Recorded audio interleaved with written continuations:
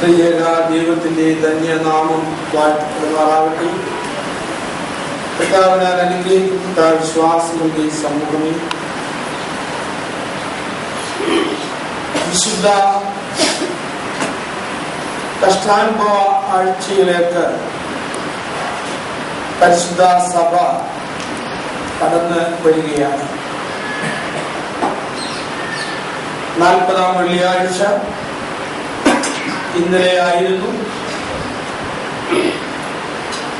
അഹമ്മദാബാദിലും വലിയ പള്ളിയിലും നരോഡയിലും എല്ലാമായിട്ട് ആളുകൾ വിശുദ്ധ കുർബാനയിൽ സംബന്ധിച്ചിരുന്നു.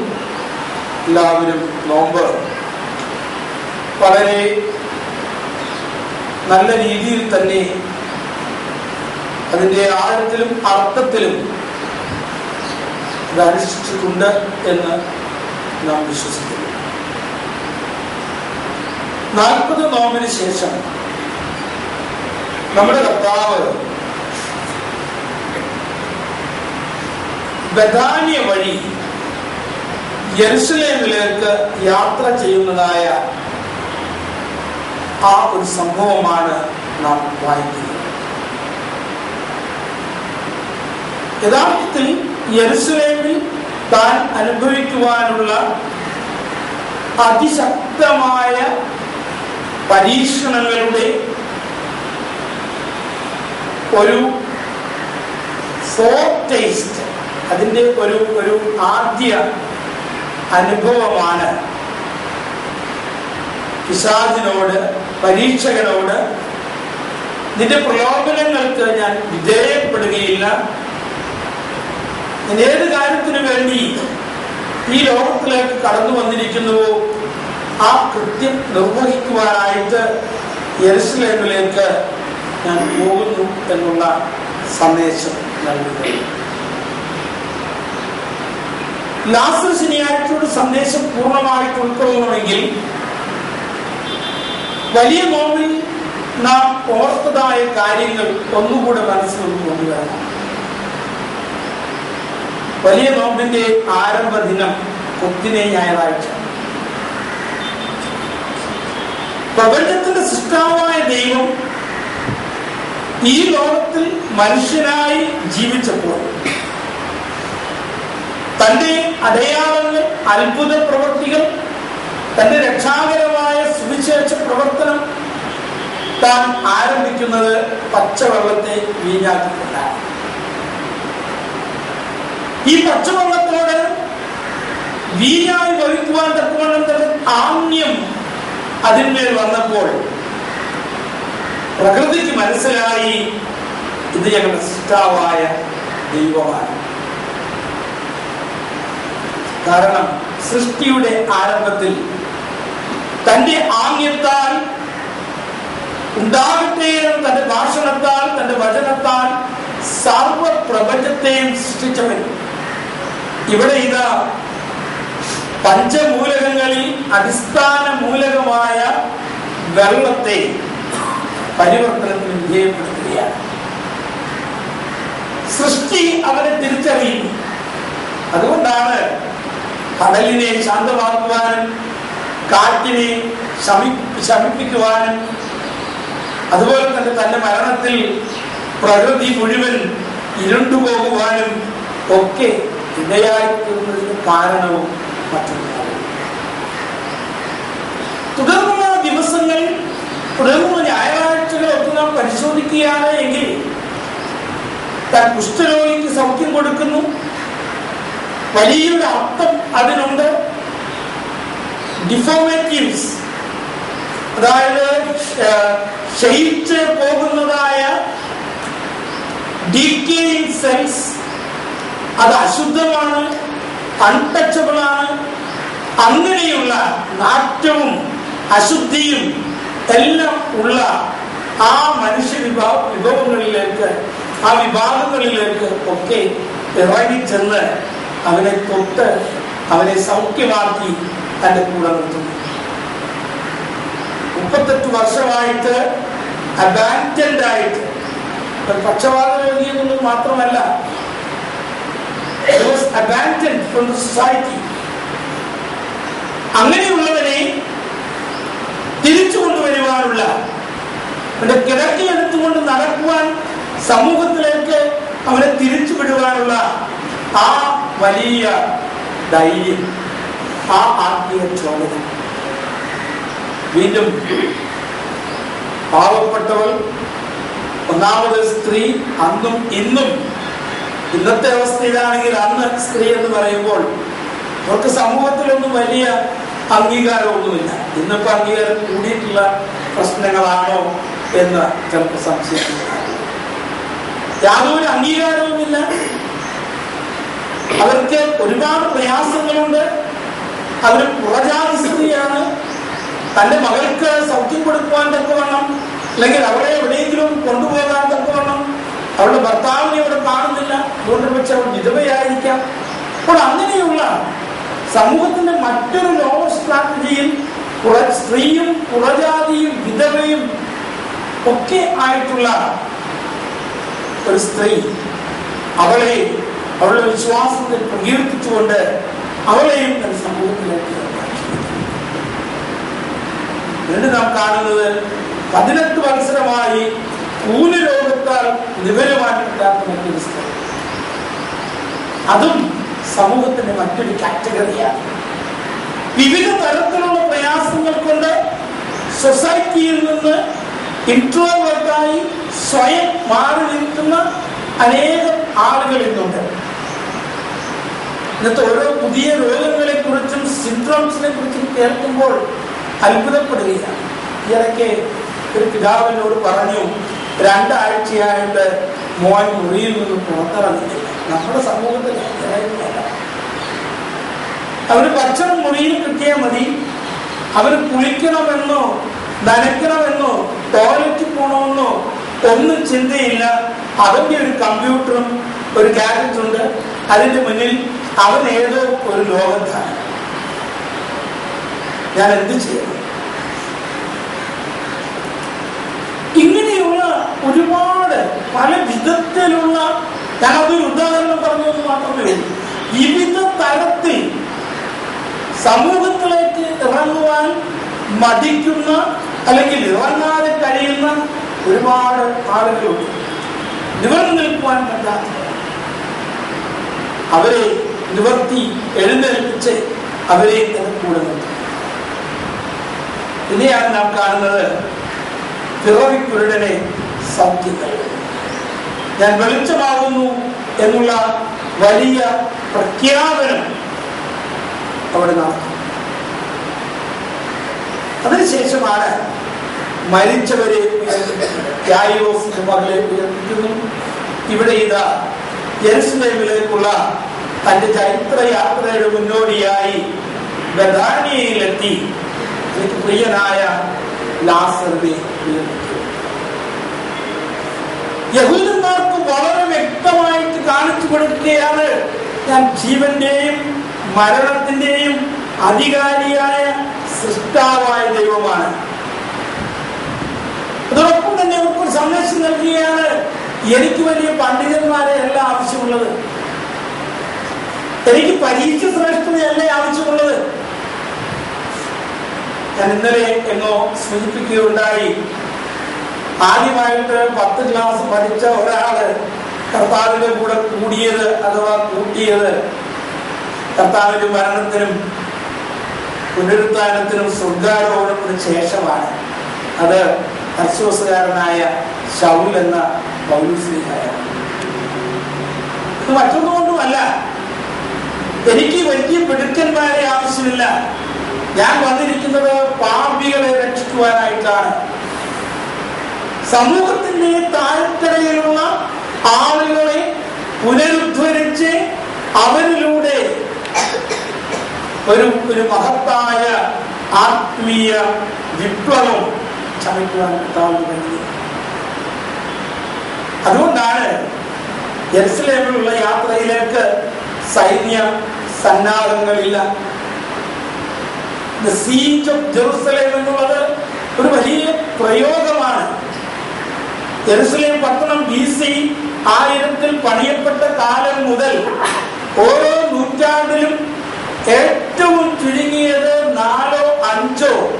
കോൺകറെങ്കിലും വിവിധ സൈന്യങ്ങൾ, വിവിധ ദേശങ്ങൾ, ഒരേ ദേശത്തു നിന്ന് തന്നെയുള്ള വിവിധ രാജാക്കന്മാർ യെരുശലേമിനെ പിടിച്ചടക്കിയിട്ടുണ്ട്, ഉൾപ്പെടുത്തിയിട്ടുണ്ട്. യെരുശലേമിലേക്ക് സൈനിക നീക്കങ്ങൾ നടത്തിയിട്ടുണ്ട്. മശിഹ നടത്തുന്ന സൈനിക നീക്കത്തിന് പടയാളികളില്ല, രാജസേനകളില്ല, രഥങ്ങളില്ല, കുതിരകളില്ല. മശിഹ നടത്തുന്ന സൈനിക നീക്കത്തിന് അവന്റെ മുൻപിലുള്ളത് ചെറിയ കുട്ടികളാണ്. നാളെ നമ്മൾ പാടും. കുട്ടികൾ ഹോശാന വിളിച്ചുകൊണ്ട് തങ്ങളുടെ വസ്ത്രങ്ങൾ വഴിയിൽ വിധിച്ചു. A small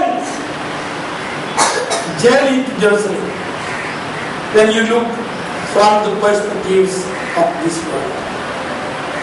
എന്നാൽ ആരാണ് ആ കൂട്ടത്തിലുള്ളത്? അതാണ് ഞാൻ പറഞ്ഞത്.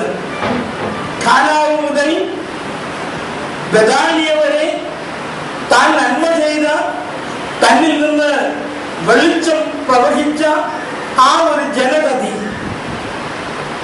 പാവപ്പെട്ടവരിൽ നിന്ന് പാവപ്പെട്ടവരായ ഒരു ജനസമൂഹം, ഈ ജനസമൂഹം യേശുവിനെ സ്വീകരിച്ചുകൊണ്ട് അവരുടെ മധ്യത്തിൽ ഒരു കഴുതപ്പുറത്ത് യേശു യെരുശലേമിലേക്ക് യാത്ര ചെയ്യുകയാണ്.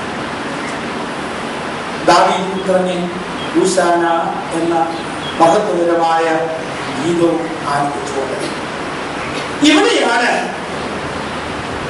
ലാസറിനെ നാം കാണുന്നത്. ഒരുപാട് അർത്ഥ തലങ്ങൾ യോഹന്നാന്റെ സുവിശേഷം 11-ാം അധ്യായത്തിൽ ഈ ലാസറിന്റെ സംഭവത്തിൽ നാം കാണുന്നുണ്ട്. കർത്താവിന്റെ വാക്കുകൾ ശ്രദ്ധേയമാണ്. 4-ാം വാക്യത്തിൽ അവൻ പറയുകയാണ്, "This sickness is not unto death, but for the glory of God, that the Son of God may be glorified through it." എന്നെ കേൾക്കുന്നവരിലും രോഗവും ഭാരവും പ്രയാസവും ഉള്ളവരൊക്കെ ഉണ്ടാകും. നമ്മുടെ അനുദിന ജീവിതത്തിന്റെ എവിടെയെങ്കിലും ഒരു കോണിൽ ചെറുതായിട്ട് എന്തെങ്കിലും ഒന്ന് സംഭവിക്കുമ്പോഴേക്കും നാം പലപ്പോഴും ദൈവത്തെ മറക്കുന്നവരാണ്. എന്നാൽ അരുമനാഥൻ നമ്മെ പഠിപ്പിക്കുകയാണ്, ലോകത്തിലും ഭാരത്തിലും വിവിധ തരത്തിലുള്ള പ്രയാസങ്ങളിലും ഉള്ളവർക്ക് യോഹന്നാന്റെ സുവിശേഷം 11-ാം അധ്യായത്തിന്റെ ഈ 4-ാം വാക്യം എന്ന് പറയുവാൻ ഒക്കൂ.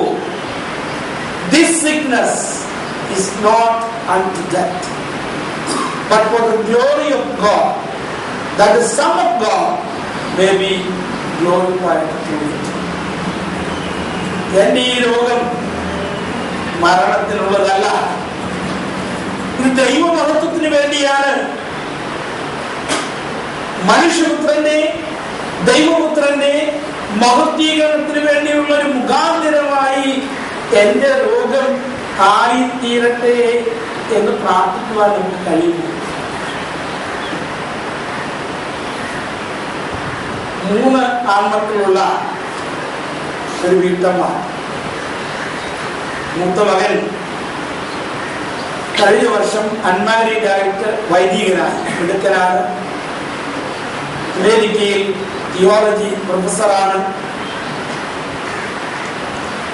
രണ്ടാമത്തെ മകൻ ഹോട്ടൽ മാനേജ്മെന്റും MBA-യും കഴിഞ്ഞ് ദുബായ് ഇന്റർനാഷണലിൽ ആദ്യ ദിവസം ജോലി ചെയ്തു. ജോലിക്കിടയിൽ കാർഡിയാക് അറസ്റ്റായിട്ട് 4 വർഷം മുമ്പ് ഈ ലോകത്ത് യാത്ര. അന്ന് മകന്റെ ഡെഡ് ബോഡി വരുവാനായിട്ട് മൂന്നാമത്തവൻ അന്ന് പഠിക്കുകയാണ്. ഇന്ന് അവൻ ബാംഗ്ലൂരിൽ എഞ്ചിനീയറായിട്ട് പ്രവർത്തിക്കുന്നു. ഞാൻ എന്തിന് ഈ സംഭവം ഇപ്പോൾ ഓർക്കുന്നു എന്ന് ചോദിച്ചാൽ, ഇന്നലെ ആ അമ്മയുടെ ഭർത്താവ്, ഒരുപക്ഷെ നിങ്ങൾക്ക് അറിയാമായിരിക്കും, ഓതറക്കാരാണ്, തിമോത്തിയോസ്, ഫാദർ തിമോത്തിയോസ്, ടെനി തോമസിന്റെ പിതാവ്, നമ്മുടെ ഇടവകാംഗമാണ് സലാലയിൽ മോനച്ചൻ തോമസ് വർഗീസ്. 63-ാം വയസ്സിൽ ഇന്നലെ കടന്നുപോയി. അമ്മയോട് ഇന്നലെ സംസാരിക്കുവാൻ എനിക്ക് കഴിഞ്ഞില്ല. പക്ഷെ അവരുടെ രണ്ടാമത്തെ മകൻ മരിച്ച സമയത്ത്, ബോഡി നോക്കിയിരിക്കുന്ന സമയത്ത് ഞാനും അഭ്യുന്നനായ ഇപ്പോഴത്തെ അപ്രേം തിരുമേനിയും ഡിയസ്കോറോസ് തിരുമേനിയും അതുപോലെ തന്നെ ദിമിത്രിയോസ് തിരുമേനിയും, നിങ്ങൾ 4 പേര് വന്ന് സെമിനാരി അധ്യാപകരാണ്. എൻ്റെ കാറിൽ ഞാൻ ഡ്രൈവറാണ്. ഞങ്ങൾ 4 പേരും കൂടി ഒന്നിച്ചാണ് ആ ഭവനത്തിൽ ചെല്ലുന്നത്. ആ അമ്മ പറഞ്ഞ വാക്കുകൾ ഞാൻ ഓർക്കുകയാണ്. ഒരുപക്ഷെ വ്യക്തിപരമായിട്ട് ഞങ്ങൾക്ക് നഷ്ടമായിരിക്കാം. ദൈവത്തിന് അവനെ കൊണ്ട് ആവശ്യമുണ്ടാകാം. ഞാനത് മനസ്സിലാക്കുന്നു. സന്തോഷകരമായി അവന് യാത്രയായിട്ട് ബഹുമാനപ്പെട്ട നൈനാൻ ജോർജത്തിന്റെ ഓലകത്താരൻ നൈനാൻ ജോർജത്തിന്റെ സഹോദരിയാണ് ഈ അമ്മ. 2 വാക്കുകളെ ദീർഘിപ്പിക്കുന്നില്ല. പ്രിയമുള്ളവരെ, 11-ാം അധ്യായത്തിന്റെ 4-ാം വാക്യം, this sickness is not unto death, but for the glory of God, that the Son of God may be glorified through it.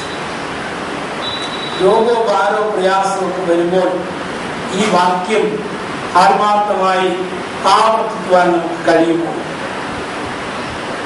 അങ്ങനെ സാധിക്കുന്നുവെങ്കിലാണ് യഥാർത്ഥത്തിൽ കർത്താവിന്റെ സാന്നിധ്യം നമ്മോട് കൂടി ഉണ്ടാകുന്നത്. നമുക്ക് തോന്നാം അവൻ ദൂരത്താണ്, അവനിതൊന്നും അറിയുന്നില്ല, അവൻ എന്തുകൊണ്ട് ഈ സമയത്ത് ഞങ്ങളോട് കൂടി ഉണ്ടായില്ല, ഞങ്ങളുടെ പ്രാർത്ഥന എന്തുകൊണ്ട് ദൈവം കേട്ടില്ല, ഇതൊക്കെ നമുക്ക് പലപ്പോഴും തോന്നാം. അതിനപ്പുറത്ത് ഞാൻ ജീവനും പുനരുത്ഥാനവുമാണ് എന്ന് നമ്മോട് പറയുന്ന ഒരു ദൈവമാണ് നമുക്കുള്ളത്. ജീവന്റെയും മരണത്തിന്റെയും അധികാരിയാണ് നമ്മോടൊപ്പം ഉള്ളത് എന്നുള്ളത് പ്രത്യേകം നാം ഓർത്തിരിക്കണം. ആ യാത്രയിലാണ് let's also go with him to the point of death. അവനോടുകൂടി മരിക്കേണ്ടതിനെ നാം പോകാം എന്ന് പറയുന്ന തോമാസ്ലിഹായുടെ ശബ്ദം. മലങ്കര സഭയെ സംബന്ധിച്ചിടത്തോളം അഹങ്കരിക്കുകയല്ല, എന്നാൽ അഭിമാനത്തിന് നമുക്ക് വകയുണ്ട്. ആരെയും കുറ്റപ്പെടുത്തുകയല്ല, ഒറ്റിക്കൊടുക്കുവാനോ തള്ളിപ്പറയുവാനോ ഒന്നുമല്ല, മറിച്ച് കൂടെ മരിക്കുവാൻ തയ്യാറുള്ള ഒരു അപ്പോസ്തലനാണ് നമ്മുടെ പിതാവ്. അവനോടുകൂടി മരിക്കേണ്ടതിനെ നാം പോകാം. ഈ ഒരു ആഹ്വാനവും ഈ ദിവസം വളരെ പ്രാധാന്യം അർഹിക്കുന്നതാണ്. കാരണം actually we are going to die with him on Calvary. അല്ലാതെ നാളെ മുതലുള്ള യാത്ര എന്ന് പറയുന്നത് പള്ളിയിൽ ചെല്ലാൻ കുറച്ച് പാട്ടൊക്കെ പാടാൻ, കഞ്ഞി കുടിക്കാം, വേണമെങ്കിൽ അന്നും വഴക്കുണ്ടാക്കാം. കഞ്ഞി കിട്ടിയില്ല, കറി കിട്ടിയില്ല, പപ്പടം കിട്ടിയില്ല, വീട്ടിൽ നിന്ന് കൊടുത്തതാണോ? ഞാനൊന്നും പറയുന്നില്ല. എവിടെയാണ് നിൽക്കുന്നത്, എന്താണ് ചെയ്യുന്നത്, ആരോടാണ് സംസാരിക്കുന്നത്, മറ്റുള്ളവരെ ബഹുമാനിക്കുന്നത് എന്റെ ഉത്തരവാദിത്വമാണ്. ഈ ചിന്തയൊക്കെ നാം മറന്നു പോകുന്നു. പിശാച് പിടിക്കുക എന്ന് പറയും, അല്ല, ചിലപ്പോഴൊക്കെ നമ്മൾ തന്നെ പിശാചായി മാറുകയാണ്. അതുകൊണ്ട് ഓർക്കണം, പിശാചിന്റെ അടിമയാകുവാനല്ല നാം വിളിക്കപ്പെട്ടിരിക്കുന്നത്. അതിനല്ല നാം ദേവാലയത്തിലേക്ക് വരുന്നത്. ആരൊക്കെ എന്നെ പ്രലോഭിപ്പിച്ചാലും എന്റെ കുടുംബത്തിനൊരു പാരമ്പര്യമുണ്ട്, എനിക്കൊരു സംസ്കാരമുണ്ട്, ഞാൻ പഠിച്ചു വന്നിട്ടുള്ള ചില കാര്യങ്ങളുണ്ട്. ഇത് ഓർക്കാൻ നമുക്ക് സാധിക്കണം. അതിൽ നിന്നും താഴെ പോകുമ്പോൾ മറ്റുള്ളവർ ചോദിക്കുക, ഇവൻ എവിടെ എത്തിയാണ്, ഇത് ആരുടെ സന്തതിയാണ്? ആർക്കാ ചീത്തപ്പേര്? കുടുംബത്തിനും മാതാപിതാക്കന്മാർ. മറിച്ച് അവനോടുകൂടി മരിക്കുവാനുള്ള ആ ലക്ഷ്യത്തിലേക്ക് യാത്ര ചെയ്യുവാൻ നമുക്ക് കഴിയും. അവിടെ എത്തി അവരോടൊപ്പം അവരുടെ പ്രയാസങ്ങളിൽ പങ്കെടുക്കുവാൻ, അവർക്ക് പ്രത്യാശയുള്ള വാക്ക് കൊടുക്കുവാൻ പറയുകയാണ്, your brother will rice again. നിന്റെ സഹോദരൻ ജീവിക്കും. ഇതൊന്നും പറയാൻ നമുക്ക് പറ്റൂ. നിരാശയിലിരിക്കുന്നവരോട് നിനക്ക് പ്രത്യാശയുണ്ടാകും, നിനക്ക് സന്തോഷമുണ്ടാകും, ധൈര്യപ്പെട്ടിരിക്കുക. ഇതൊന്നും പറയാൻ നമുക്ക് സാധിക്കൂ. നമ്മുടെ കൾച്ചറിന്റെ ഒരു പ്രത്യേകത ഞാൻ കുറ്റപ്പെടുത്തുവൊന്നുമില്ല. ഞാൻ യൂറോപ്പിലൊക്കെ ചെന്നപ്പോഴാണ് കണ്ടത്. ഞാൻ എന്തെന്ന് വെച്ചാൽ അവിടെ എല്ലാം നല്ലതാണെന്നല്ല ഞാൻ പറയുന്നത്. എന്നാലും ഒരു പ്രയാസപ്പെടുന്നവന്റെ അടുത്ത് ചെന്ന് അവന്റെ തോളിലൊന്ന് തട്ടി അവനോട് ഞാൻ കൂടെയുണ്ട് എന്നൊക്കെ പറയുന്നത് പോലും ചിലപ്പോൾ നമ്മൾ മറന്നു പോകാറുണ്ട്. അത് തെളിവെല്ലാം കാണും. അതിനപ്പുറത്ത് ഒരു ആഴമായ ഒരു ഒരു ഒരു ഒരു വ്യക്തിബന്ധം നൽകുകയും ഒരു ധൈര്യം നൽകുകയും നിന്റെ കരച്ചിൽ, നിന്റെ പ്രയാസം എന്റേതാണ് എന്ന് അവനെ മനസ്സിലാക്കുകയും ചെയ്യുന്ന ആ ഒരു സ്വഭാവം പോലും പലപ്പോഴും ഇല്ലാതാകുന്നുണ്ടോ നമ്മിൽ എന്ന് ചിന്തിക്കും. അങ്ങനെയാകുന്നുണ്ട് എങ്കിൽ നാം ക്രിസ്ത്യാനിയല്ല. ഒരുപക്ഷെ മതത്തെക്കുറിച്ച് ഓർത്തഡോക്സുകാരനായിരിക്കാം, പക്ഷേ ക്രിസ്ത്യാനിയാകാൻ. അതുകൊണ്ട് ഈ ഒരു ചിന്ത നമ്മെ ഭരിക്കേണ്ടുന്നത് ആവശ്യമാണ്. അതിനുശേഷമായ കർത്താവ് വളരെ പ്രസിദ്ധമായ പ്രത്യാശ നൽകുന്ന വാക്യം 25-ാം വാക്യത്തിൽ പറഞ്ഞത്, ഞാൻ പുനരുദ്ധാനവും ജീവനുമാകുന്നു. എന്നിൽ വിശ്വസിക്കുന്നവൻ മരിച്ചാലും ജീവിക്കും. ജീവിച്ചിരുന്ന് എന്നിൽ വിശ്വസിക്കുന്നവൻ ഒരു നാളും മരിക്കുകയില്ല. I am the resurrection and life. He who believes in me, though he may die, he shall live. And whoever lives and believes in me shall never die. ഇത് ചോദിക്കുകയാണ്, ഈ സഹോദരിമാരോട് ചോദിക്കുകയാണ്, ഡു യു ബിലീവ് ദിസ്? ഇത് നീ വിശ്വസിക്കുന്നുണ്ടോ? മരണം സംഭവിച്ചാൽ എല്ലാം അവസാനിച്ചു എന്നാണ് നമ്മുടെ ഒരു ചിന്ത. അവിടെയാണ് ആരംഭിക്കുന്നത് എന്ന് ശക്തമായിട്ട് പറയുവാൻ നമുക്ക് കഴിയുമോ? അവിടെയാണ് ആരംഭിക്കുന്നത് എന്ന് പഠിപ്പിച്ച ഒരു പിതാവിന്റെ ഒന്നാമത്തെ ഓർമ്മദിനം കൂടിയാണ് മദ്രാസനത്തിന്റെ അഭിമന്യ ഇവാനിയോസ്. ഇവിടെയുള്ള വൈദികരെ എല്ലാം ഞങ്ങളെ എല്ലാം തിരുമേനി പഠിപ്പിച്ചിട്ടുള്ളതാണ്. നമ്മുടെ ദേവതയിൽ വന്നിട്ടുള്ളതാണ്. ജീവിച്ചിരിക്കുന്ന വിശുദ്ധനാണ് എന്ന് നമുക്കെല്ലാം അറിയാവുന്നതാണ്. പല കാര്യങ്ങളും നാം നേരിട്ട് കണ്ടിട്ടുള്ളതാണ്. ആ പിതാവ് എപ്പോഴും പഠിപ്പിച്ചൊരു യാഥാർത്ഥ്യമുണ്ട്, മരണത്തിനപ്പുറത്താണ് ജീവിതം തുടങ്ങുന്നത്. അതിലേക്ക് എന്തെങ്കിലും കരുതുവാൻ നമുക്ക് സാധിക്കുന്നത്. ഈ വലിയ ഒരു പ്രമാണം അദ്ദേഹം അനേകരെ പഠിപ്പിച്ചു.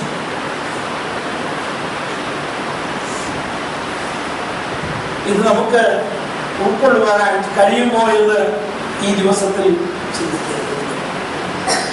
ഞാൻ വാക്കുകളെ ദീർഘിപ്പിക്കുന്നില്ല. പ്രിയമുള്ളവരെ, ലാസറേ പുറത്തു വരിക എന്ന് വിളിക്കുക. മരണം അതിന്റെ കെട്ടുകളെ അഴിക്കും. ലാസർ കുതിരനായി കാണപ്പെടും. എനിക്ക് പറയുവാനുള്ളത് ഇതാണ്. പ്രത്യേകിച്ച് ഒരു പക്ഷേ സെമിത്തേരി ചാപ്പലിൽ വിശുദ്ധ കുർബാനയ്ക്ക് വരുന്നവർ അവരുടെ ആരെങ്കിലുമൊക്കെ ഇവിടെ എനിക്ക് പറയുവാനുള്ളത് ഇതാണ്. അവരുടെ ശരീരം ഇവിടെ വിശ്രമിക്കുന്നു, അവരുടെ ആത്മാവ് സഭയുടെ സജീവ ബന്ധത്തിലാണ്. നിങ്ങൾ പ്രാർത്ഥിക്കുമ്പോൾ അവർ നിങ്ങളോട് കൂടെ ഉണ്ട്. ഒരു കഥ, ഒരു സംഭവ കഥ നിങ്ങൾ പറഞ്ഞിട്ടുണ്ടോന്ന് എനിക്കറിയില്ല, സമയം അനുവദിക്കുന്നോന്ന് അറിയില്ല. എന്നാലും ഏതാനും വാക്കുകളിൽ ഏറ്റവും ചുരുക്കി ഞാൻ പറയുകയാണ്. ഒരുപക്ഷെ ആ കുടുംബത്തെ ബഹുമാനപ്പെട്ട ജെയിംസ് അച്ഛൻ അറിയാമായിരിക്കാം, പത്രദ്വാര വായിച്ചിരിക്കാം. ഒരു ഷവർമ കഴിച്ച് മരിച്ച സച്ചിൻ എന്നാണ് അവന്റെ പേരെന്ന്. നമ്മുടെ മസ്കറ്റ് പള്ളിയിലും മുമ്പ് ദുബായ് പള്ളിയിലും പിന്നീട് മസ്കറ്റിലേക്ക് മാറിയപ്പോൾ അവിടെയും ഒക്കെ ശുശ്രൂഷക്കാരനാണ്, ശുശ്രൂഷ പോലും ചെയ്യാനാണ്. വളരെ ലോകപ്രകാരം നോക്കിയാൽ ദാരുണമായ ഒരു മരണമായിരുന്നു. 2 ഷവർമ ഏതാണ്ട് ഇറച്ചി കൊല്ലുന്നതോ ഏതാണ്ട് അത് മേടിച്ച് തിരുവനന്തപുരത്ത് നിന്ന് ബസ്സിൽ ബാംഗ്ലൂർ വരെ യാത്ര ചെയ്തു. 2 ബോട്ടിൽ വെള്ളം ഉണ്ടായിരുന്നു. ബാംഗ്ലൂർ വന്നപ്പോഴേക്ക് ഇങ്ങനെ ഡിസെൻട്രി ആയി, ഒരുവിധ റൂമിലെത്തി. എല്ലാ ലോകപ്രകാരം പറഞ്ഞാൽ എല്ലാ നെഗറ്റീവ് പോൾസും ഒന്നിച്ചു എന്ന് പറഞ്ഞാൽ അവൻ റൂമിലെത്തിയപ്പോഴാണ് മനസ്സിലാകുന്നത് കോളേജ് 2 ദിവസം കഴിഞ്ഞ് തുറന്നു. ആ മെസ്സേജ് അവന് കിട്ടിയില്ല.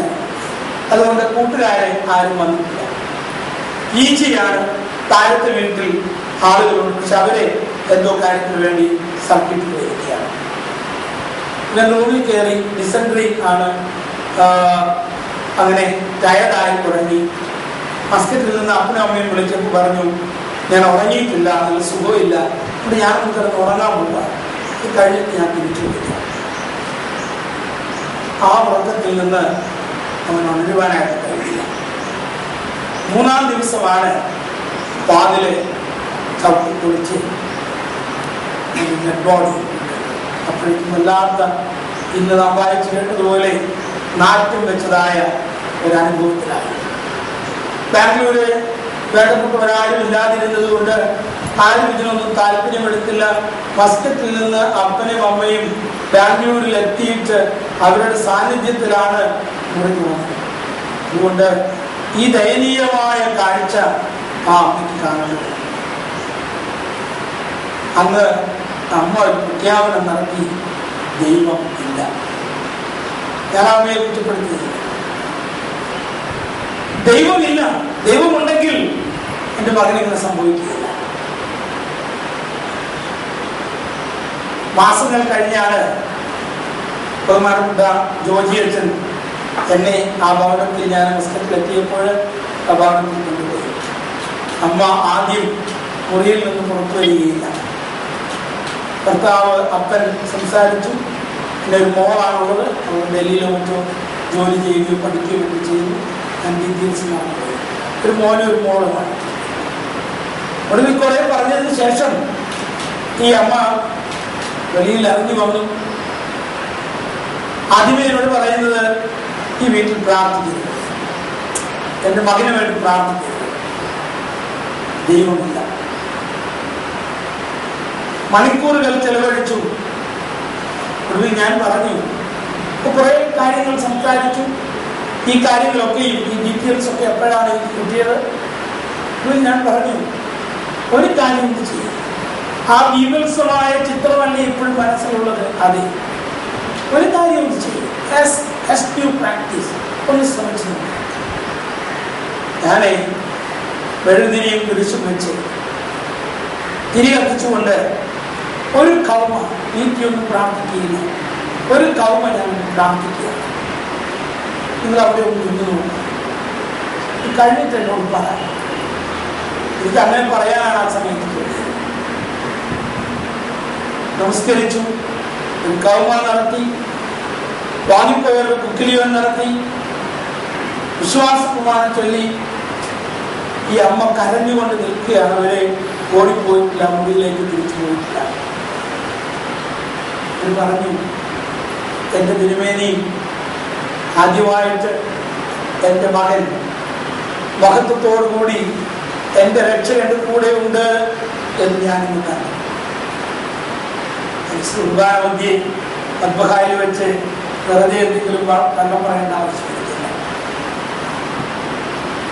ഈ പ്രാർത്ഥനാ സമയത്ത് ആദ്യമായിട്ട് ഞാൻ അവനെ സുസ്മേരവചനായിട്ട് അവൻ എൻ്റെ കർത്താവിന്റെ കൂടെ ഉണ്ട് എന്ന് ഞാൻ കണ്ടു. ഇപ്പോൾ ആ ഭവനത്തിൽ ഈ അമ്മ പിന്നീട് പലതവണ, ഇത് 2-3 വർഷം മുമ്പത്തെ സംഭവമാണ്, ഞാൻ എപ്പോൾ മസ്കറ്റിൽ ചെന്നാലും അവരോടി വരും. അവർ പറയും, നമസ്കാരത്തിന്റെ സമയമായാൽ അഥവാ ഞാനൊന്ന് ഉഴപ്പാൻ വിചാരിച്ചാൽ പോലും അവൻ എന്നെ വിടുകയില്ല. അമ്മേ, എന്നെ കാണണ്ടേ, പ്രാർത്ഥിക്കണ്ടേ. ഞങ്ങൾ തമ്മിലുള്ള സ്വർഗീയ സല്ലാപത്തിന്റെ സമയമാണ്. ഞാൻ വാക്കുകളെ ദീർഘിപ്പിക്കില്ല. പ്രിയമുള്ളവരെ, ഞങ്ങളുടെ വാങ്ങിപ്പോയവർ എൻ്റെ ശരീരമോട് വിശ്രമിക്കുന്നു. ലോകപ്രകാരം അതിനോടുള്ള ട്രിബ്യൂട്ട്സ്, ഹോമേജ് അതിനുവേണ്ടി നാം ഇവിടെ കരുതുന്നു. എന്നാൽ അവരുടെ ആത്മാവ് നമ്മോടൊപ്പമാണ്. നമ്മുടെ പ്രാർത്ഥനകളിൽ, നമ്മുടെ ആരാധനകളിൽ അവരും നാമും ഒന്നിച്ച് സംസർഗം ചെയ്യുകയാണ്. കാരണം കർത്താവിൽ വിശ്വസിക്കുന്നവൻ മരിക്കുന്നില്ല. അവൻ ലോകപ്രകാരം മരിച്ചാൽ അവന്റെ ആത്മാവ് നമ്മോടൊപ്പം ജീവിക്കും. ഈ വലിയ പ്രമാണം ഈ ലാസറിന്റെ ശനിയാഴ്ച നമുക്ക് പഠിക്കാം. ലാസറേ, പുറത്തു വരിക. ആ വിളിയുടെ ശബ്ദം എല്ലാ വാങ്ങിപ്പോയവർക്കും കേൾക്കുവാനിടയാണ്. അപ്പോൾ നാം മധ്യസ്ഥതയിൽ പ്രാർത്ഥന നടത്തുന്നു. തുടർന്ന് വാങ്ങിപ്പോയവർ പ്രാർത്ഥിക്കുന്നു. കുർബാനയ്ക്ക് ശേഷം ഇവിടെ നിന്ന് വീണ്ടും മക്കളിലൊക്കെ ധൂപപ്രാർത്ഥന നടത്തിക്കൊണ്ട് സെമിത്തേരി മുഴുവൻ ധൂപമർപ്പിച്ച് അവരോടുള്ള നമ്മുടെ സ്നേഹവും നാം അവരും ഒന്നാണ് എന്നുള്ള വലിയ പഠിപ്പീര് യെരുശലേമിലേക്കുള്ള യാത്രയിൽ നമ്മുടെ ശക്തിയായിട്ട് അവർ നമ്മോടൊപ്പമുണ്ട് എന്നുള്ള ആ വലിയ മനസ്സിലാക്കി ഉൾക്കൊണ്ടുകൊണ്ട് നമുക്ക് മുന്നോട്ട് പോകാം. ദൈവത്തിന്റെ പരിശുദ്ധാത്മാവ് നമ്മെ വാഴ്ത്തി.